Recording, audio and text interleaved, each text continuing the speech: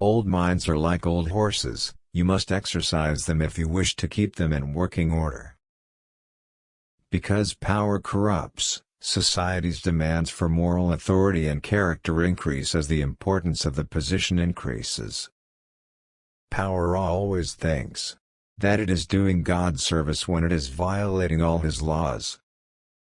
I must not write a word to you about politics, because you are a woman. Liberty cannot be preserved without general knowledge among the people.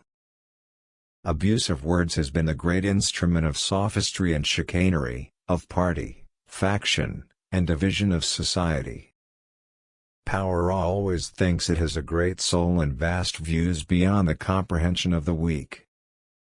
Let us tenderly and kindly cherish, therefore, the means of knowledge. Let us dare to read, think, speak, and write. A desire to be observed, considered, esteemed, praised, beloved, and admired by his fellows is one of the earliest as well as the keenest dispositions discovered in the heart of man. Facts are stubborn things, and whatever may be our wishes, our inclinations, or the dictates of our passion, they cannot alter the state of facts and evidence. It is more important that innocence be protected than it is that guilt be punished, for guilt and crimes are so frequent in this world that they cannot all be punished. Constitution of government once changed from freedom, can never be restored. Liberty, once lost, is lost forever.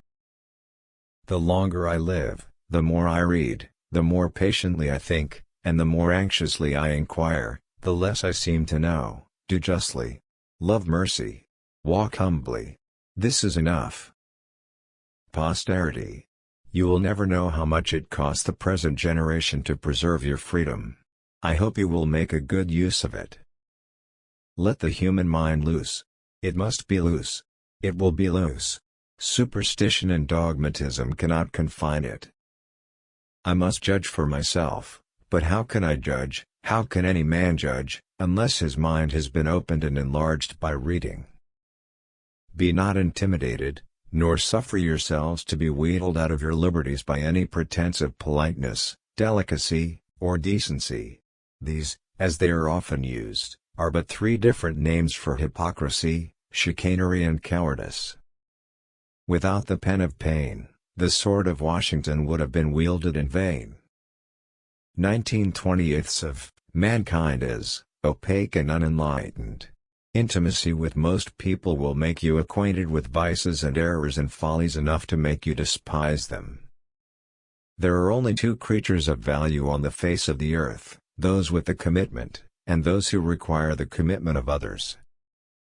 All the perplexities, confusion, and distress in world arise, not from want of honor or virtue, but from the downright ignorance of the nature of coin, credit, and circulation.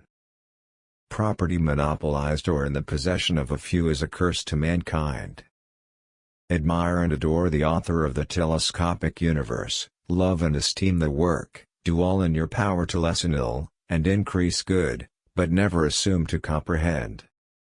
We think ourselves possessed, or, at least, we boast that we are so, of liberty of conscience on all subjects, and of the right of free inquiry and private judgment in all cases, and yet how far are we from these exalted privileges in fact? There are persons whom in my heart I despise, others I abhor. Yet I am not obliged to inform the one of my contempt, nor the other of my detestation.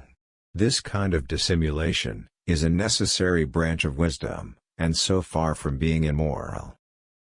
They shall not be expected to acknowledge us until we have acknowledged ourselves.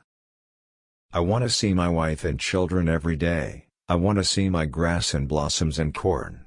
But above all, except the wife and children, I want to see my books. You and I ought not to die, before we have explained ourselves to each other. If the way to do good to my country were to render myself popular, I could easily do it. But extravagant popularity is not the road to public advantage. Because power corrupts, society's demands for moral authority and character increase as the importance of the position increases.